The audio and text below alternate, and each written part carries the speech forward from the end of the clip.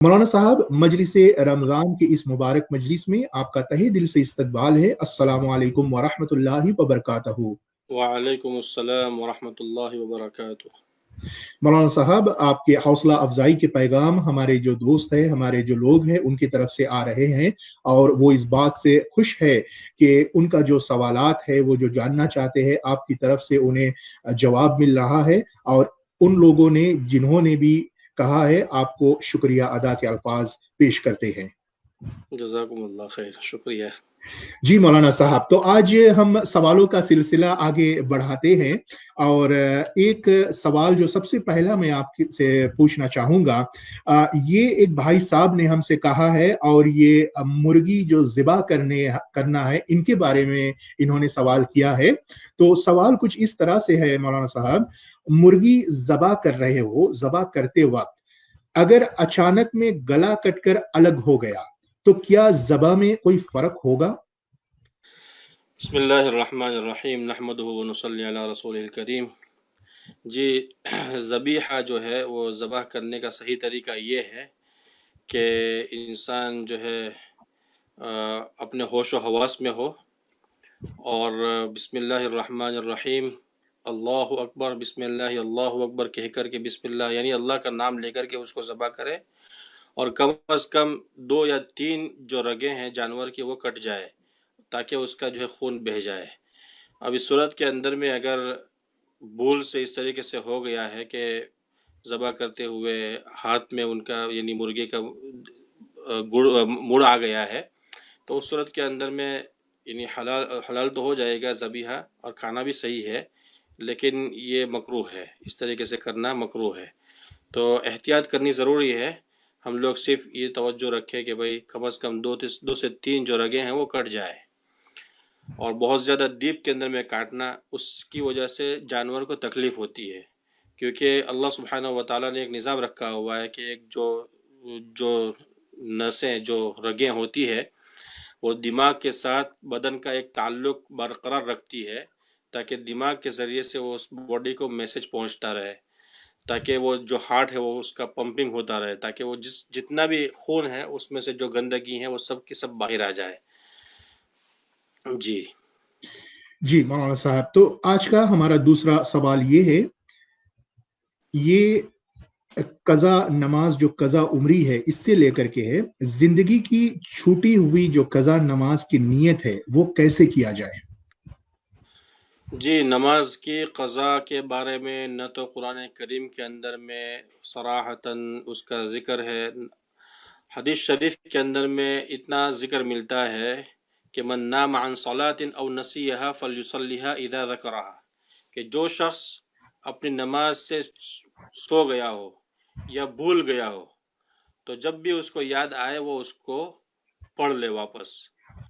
तो मुसलमान, जो भी मुसलमान है, 5 वक्त की नमाज फ़र्ज़ है, उसको जो है क़ज़ा करना, जानबूझ कर के क़ज़ा करना ये बहुत बड़ा गुनाह है।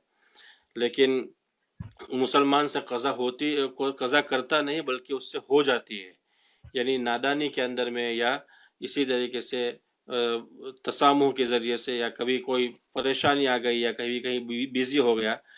लेकिन जब इस तरीके के वक्त आ जाए कि क़ज़ा हो जाए तो फ़ौरन उसको अदा कर लेनी चाहिए। उसकी ज़िंदगी के अंदर में इतने ज़्यादा लंबी चौड़ी फ़हरिस्त न बाकी रह जाए कि भाई साल हा साल गुज़र गए और उसकी तरफ हमने तवज्जो ही नहीं दी।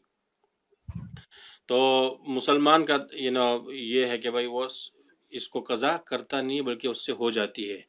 अब हदीस पाक के अंदर में जब ये रसूलुल्लाह सल्लल्लाहु अलैहि वसल्लम ने इरशाद फरमाया कि भाई जब कोई शख्स नमाज पढ़ने से रह गया, सो गया, सोने की वजह से नमाज रह गई या भूल गया, इतना बस बिजी था कि उसके दिमाग से निकल गया और उसी वक्त नमाज का वक्त भी निकल गया, तो ये भूल हो गई उससे। तो जब उसको याद आए, जब वो नींद से उठ जाए तो फ़ौरन उसको जो है पढ़ लेना चाहिए। अब यहाँ पे जो है कभी कभी इंसान एक गफलत के अंदर में उसकी ज़िंदगी गुजर जाती है, उस गफलत के अंदर में बहुत सारी नमाज़ें क़ज़ा हो जाती है। तो अब फ़ुक़हाए किराम ने उसका तरीका ये बताया है कि भाई जब हम लोग दीन की तरफ मोड़ जाए तो जितनी भी हमारी जो क़ज़ा हुई है नमाज़ें पिछली ज़िंदगी के अंदर में, तो सारे के सारी उसको अदा करनी ज़रूरी है, यानी वापस उसको पढ़ना ज़रूरी है। तो उसकी नीयत ये करें कि फ़ॉर एग्ज़ाम्पल जैसे हम लोग अभी ज़ुहर की नमाज की क़ज़ा करनी है, تو ظہر کی نماز کو میں قضا کرتا ہوں جو سب سے پہلی میری چھٹی ہے.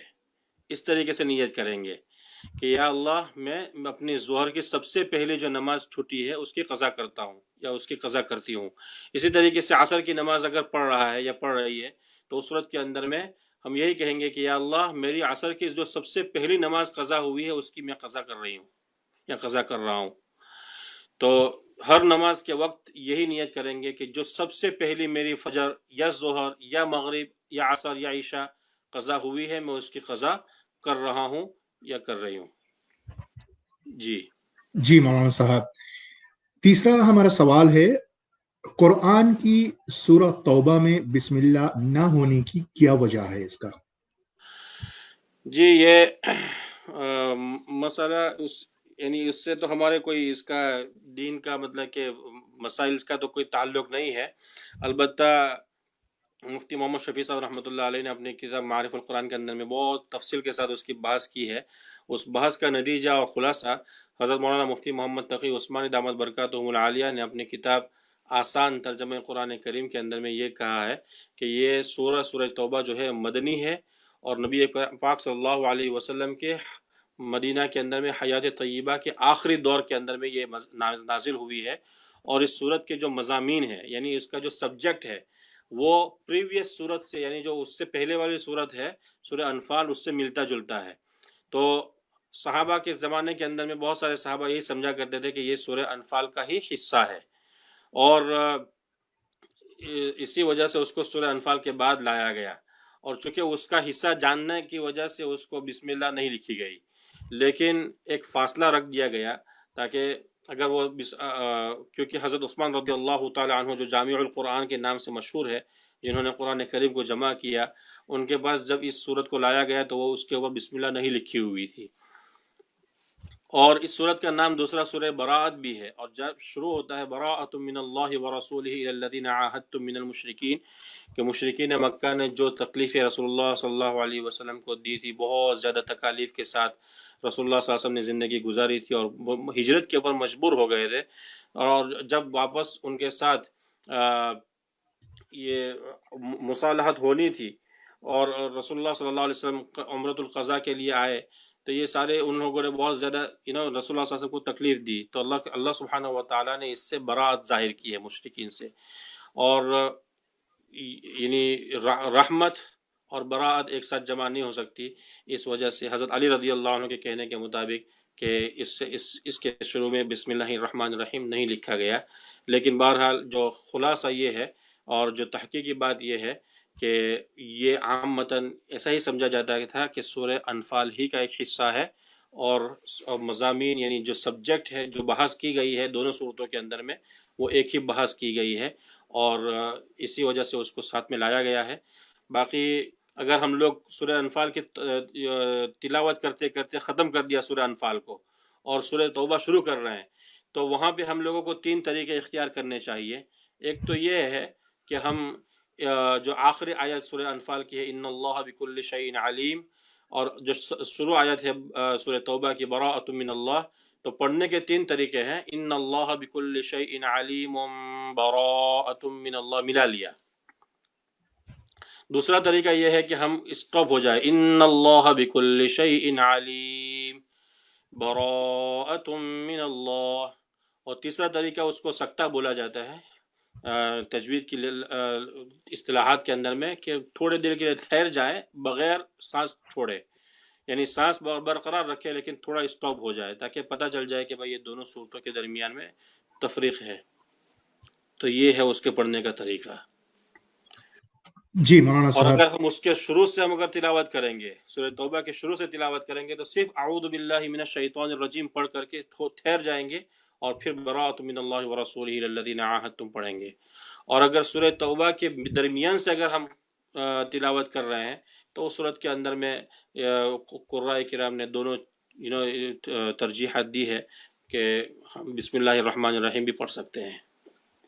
جی اور آخری سوال ہمارا آج کا یہ ہے مولانا صاحب، اکثر دیکھا گیا ہے کہ اذان سے افطار کی جاتی ہے، جب اذان ہوتی ہے تو افطار شروع کرتے ہیں.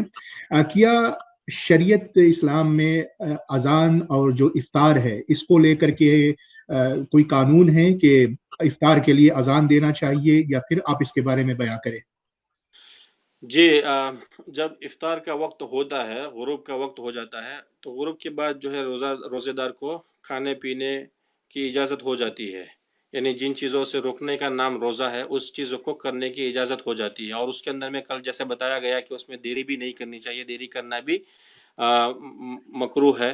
और रसूलुल्लाह सल्लल्लाहु अलैहि वसल्लम ने इरशाद फरमाया कि जब तक ये मेरी उम्मत खैर पर रहेगी, जब तक ये इफ्तार के अंदर में जल्दी करती रहेगी, तो उसके लिए अजान का देना ज़रूरी तो नहीं है। लेकिन चूँकि उसी वक्त मगरिब का नमाज वक्त भी जो है दाखिल हो जाता है और मगरिब की नमाज के लिए अजान दी जाती है, तो उसी अजान को एक सिंबल के तौर पर लोग ले लेते हैं कि भाई जब अजान हो रही है तो जाहिर सी बात है कि मगरिब का वक्त दाखिल हो चुका है। इसी वजह से लोग बजाय उसके कि गुरूब आफ्ताब की तरफ देखें या घड़ियों के देखें अंदर में देखें, वो अजान के साथ ही उसका इफ्तार कर लेते हैं। तो तो क्या कोई मतलब कि ये नहीं कंपलसरी चीज़ नहीं है कि भाई अजान होती है तो ही इफ्तार करेंगे। बहुत सारे मुअज्जिनीन पहले खाना यानी इफ्तार कर लेते हैं अपना रोज़ा और उसके बाद अजान देते हैं। जी जी मौलाना साहब, बहुत बहुत शुक्रिया इतने जवाब को देने के लिए, और इंशाअल्लाह एक बार फिर कल हम आपके साथ में हो जाएंगे और भी सवालों के साथ में। इंशाअल्लाह, जज़ाकुमुल्लाह खैर, शुक्रिया। अस्सलामु अलैकुम व रहमतुल्लाहि व बरकातहू। वालेकुम अस्सलाम व रहमतुल्लाहि व बरकातुहू।